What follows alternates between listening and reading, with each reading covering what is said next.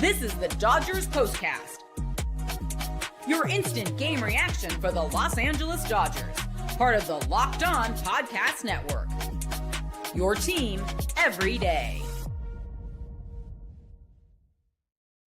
Hello and welcome to the Locked On Dodgers POSTCAST on the Locked On Dodgers YouTube channel. Also on Locked On Sports Today and Locked On MLB tonight. I am Pete Fox covering sports in LA dating back to 2007. Tonight's episode of the Locked On Dodgers POSTCAST is brought to you by FanDuel. Football season is around the corner, right around the corner.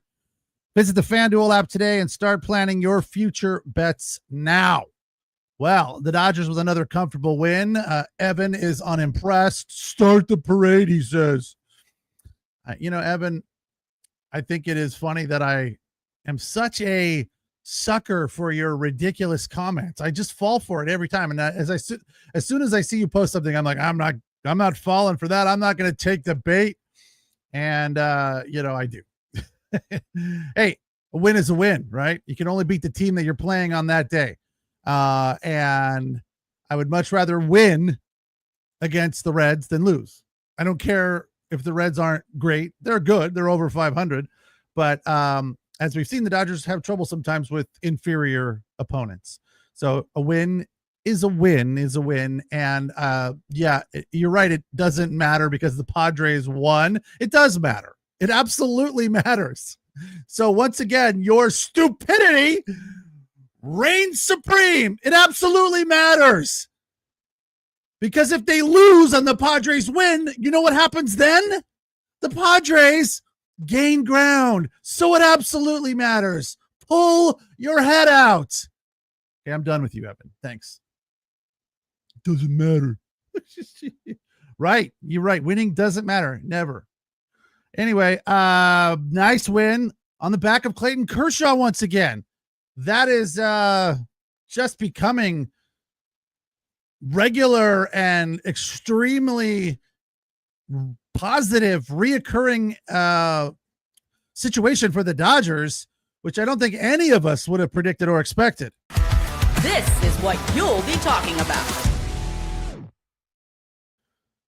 Number 22, the future Hall of Famer, Clayton Kershaw.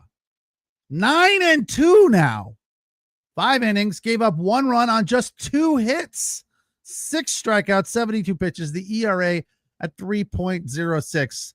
One of the things that really does amaze me about Kershaw is his ability to use all the pitches. He utilizes everything in his arsenal and sets up hitters so nicely, has them off balance, mixes and matches so well, doesn't rely on one pitch to strike guys out. Today, curve, slider, splitter, four seam. Although the splitter is not something we see all that much. It's usually slider and curveball. I used the curveball the most today, and it was on point, like 72 miles an hour, dropping out of the sky. So hard to hit. You wouldn't think that it would be, but it is. It's kind of one of those pitches where if you know it's coming, it doesn't matter. I was there when he threw the no-hitter, and he was throwing that 12-6 curveball that night. And we joked about it afterward, not me and Clayton, but me and other members of the media and Dodger fans all around, that he literally could have said curveball and they would have had no idea. I mean, he just kept relying on it and it was just floating up there. Tonight, it had a lot of that going on. It was right over the plate a lot of the times, but dropping out of the sky. Just a tough pitch to hit. Then you mix in the slider, and that makes it even tougher. And then the splitter was nice to see, and the four seam, of course, which is when he gets a strikeout with that is heady pitching there because his four seamer is like 92. That's a changeup for guys these days. So all is well in the land of Clayton Kershaw, and let's not even start thinking about what it all means for the future. It doesn't matter. We're playing for right now in this season. Clayton Kershaw is out there doing his job every 5 or 6 days, and that's what we need out of him. And the starting rotation to continue doing these things, working into the 5th and 6th inning, giving the bullpen relief. Again, as we said last night, the Dodgers starting pitchers have upped their game in the month of August, the third in all of Major League Baseball for the most innings accumulated since the start of August by the starters, which is nice to see. And then Enriquez came in for the sixth. He gave up 2 hits, but got out of it pretty quick on 6 pitches. Kasperius had a bit of a rough start to his outing. He threw 20 pitches, surrendered a home run. He did strike out the side, though. That's always amazing when that happens. You give up a home run, you can't find the strike zone, and then you settle down and strike out the side. 2 runs, only 1 hit, and 3 Ks. Trinan, 14 pitches. He had 2 Ks and 1 hit. And then Tanner Scott back in there, 15 pitches, just 1 hit. The rest zeros across the board. So a competent, well-executed bullpen performance today as the Dodgers continue to get the pitching back where it needs to be. Now tonight, the offense once again was on point. Time to reveal where the game was won or lost. It's the turning point. Well, they jumped out to a 2-1 lead on a Kike Hernandez sac fly to left. But I thought the turning point was Will Smith's homer in the 6th because it gave him a 2-run advantage, and it keyed a very large inning in which the Dodgers batted around. Always love it when a team can bat around. Will Smith led off that inning, the 6th, and then he led off the 7th as well. The solo shot to right center, nice piece of Will Smith hitting. And by that, I mean Will Smith doing what he does, getting his hands inside and just driving right through the ball, hitting it to center. This one was a little bit more right center. His 16th round tripper of the year. It wasn't a bomb, 388, I believe. He hadn't had a home run since August 13th and was 4 of his last 34 prior to that hit. So not absolutely red hot as we've seen him all year. So it's nice to see Will Smith, have a good night, hopefully get back on track and start driving balls to the deepest parts of Dodger Stadium or wherever they are playing. Then shortly thereafter, Andy Pages doubled to left, got a ball up and in and just turned on it the way that we used to see him do all the time. And it didn't always work out for him because, he was too dependent on that. But now, because he can hit it to the other side, to the right side as well, he looks for pitches to hit in certain situations and got one right there up and in and just turned on it and got his hands on top of the ball and drove it down the line for a double. And then Kike singled, and then Miggy roped one to center. Did you hear Miggy's batting average in the last month or so? 380, and he's continuing to just rope balls all over the yard. That ball was hit hard to center field. Got the center fielder for the Reds all twisted up. He didn't know which way was up or which way was down. Who was that, by the way? Marte. He was all over the place, but it was hit hard and driven to the warning track there. So nice hit there for Miggy, couple of RBI. Then Ohtani knocked him in. 3 runs with 2 outs as the Dodgers lead the majors with 2 out runs. A fantastic stat to have on your side. 6-3 the final today as the Dodgers get their 75th win, 42-24. Make that 76, 43-24 at home. Always good to be good at home, especially when you're like the Dodgers and you struggle on the road. But we're going to focus on what's happening here and now, and that's winning at Dodger Stadium because they're playing at Dodger Stadium and they're beating up on the Reds, and that is 100% okay with me. It is the Locked On Dodgers postcast on the Locked On Dodgers YouTube channel.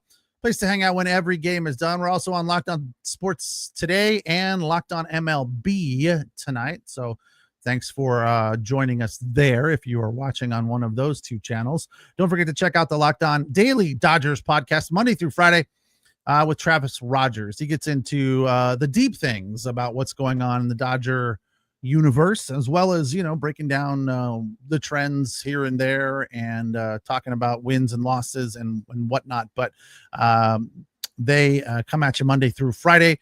And we're here right after every game with instant reaction on the Locked On Dodgers YouTube channel.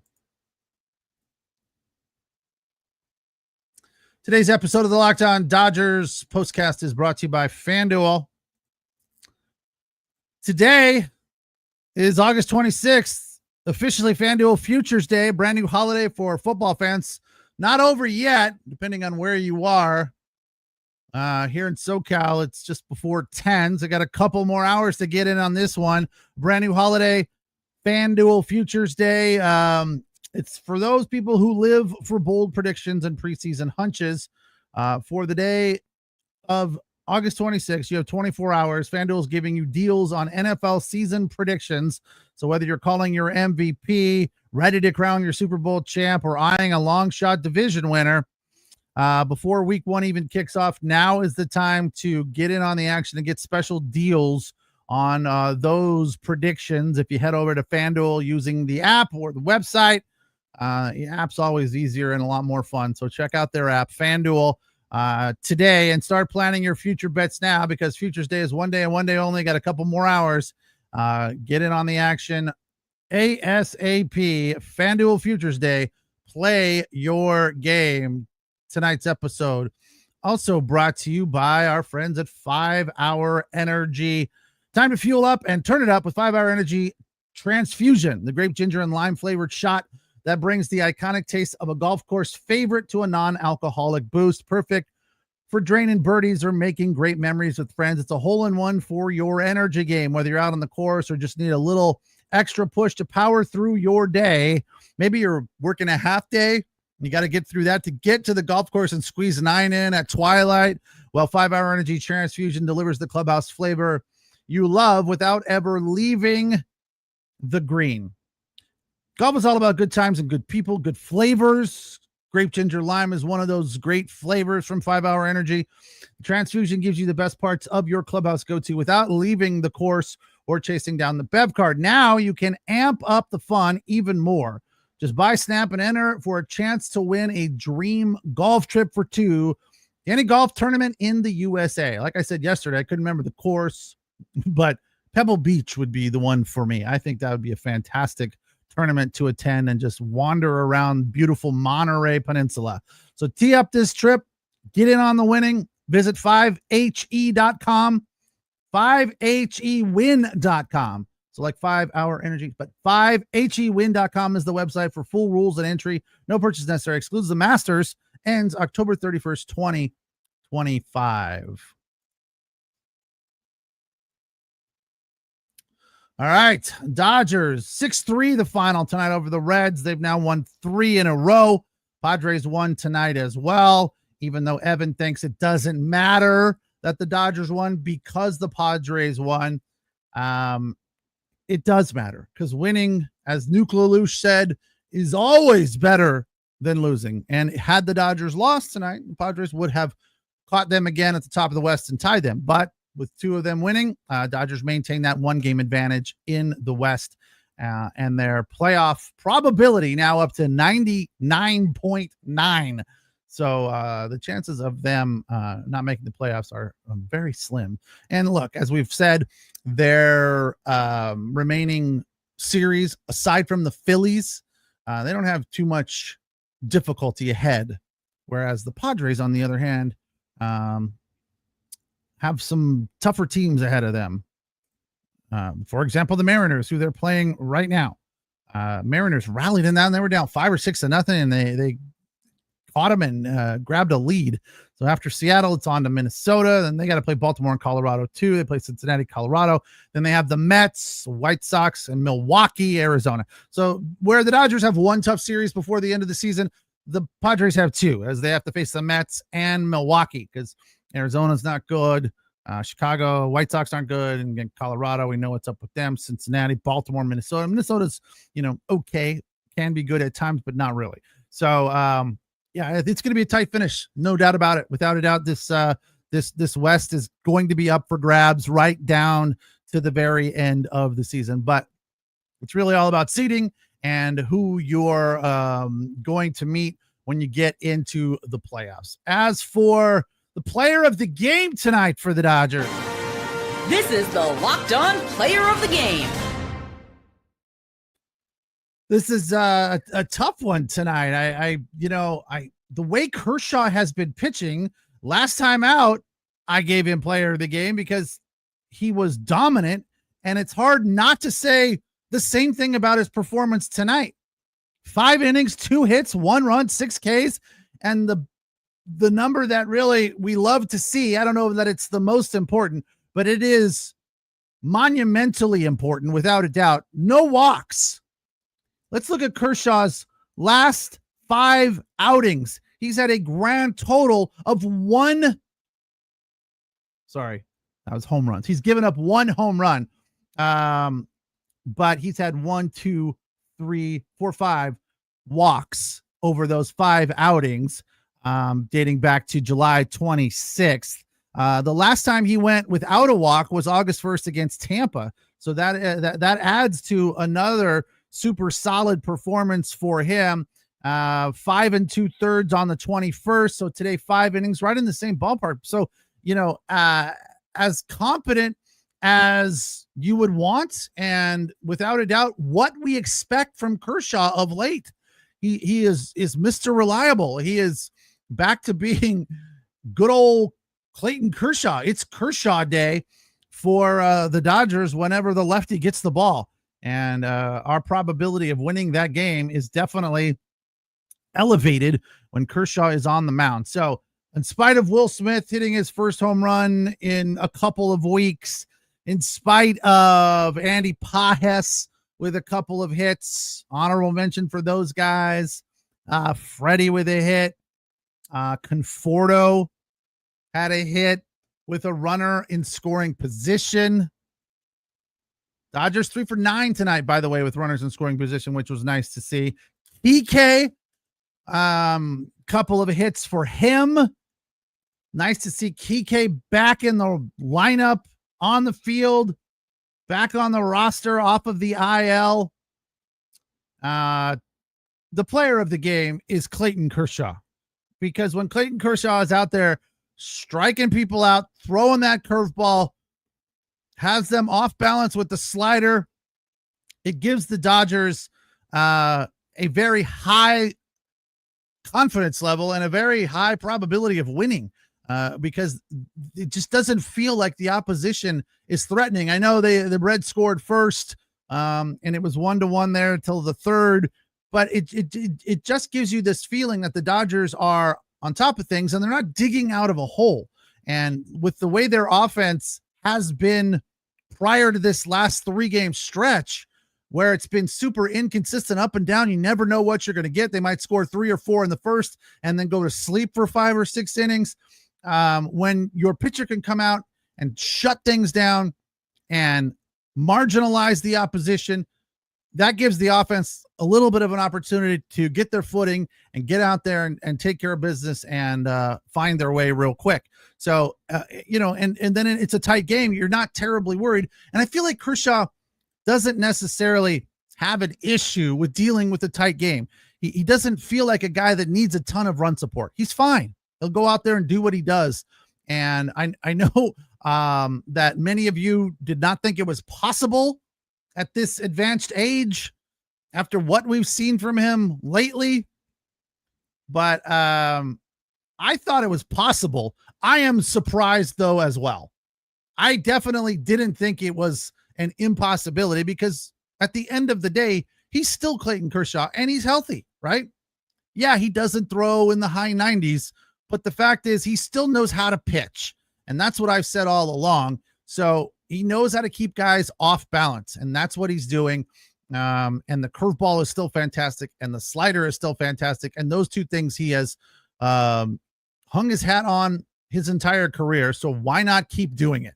And that's exactly what is working for him. So let's hope he continues to stay healthy, knock on wood, and keep striking batters out, keeping opponents off balance, and winning games for the Dodgers. Again, he's now 9-2 after the win. So player of the game, Clayton Kershaw, in a 6-3 win for the Dodgers. That's going to do it for us here tonight on the Locked On Dodgers postcast on the Locked On Dodgers YouTube channel. Don't forget to check out Travis Rogers, the Locked On Dodgers daily podcast, Monday through Friday, right here on the Locked On Dodgers YouTube channel.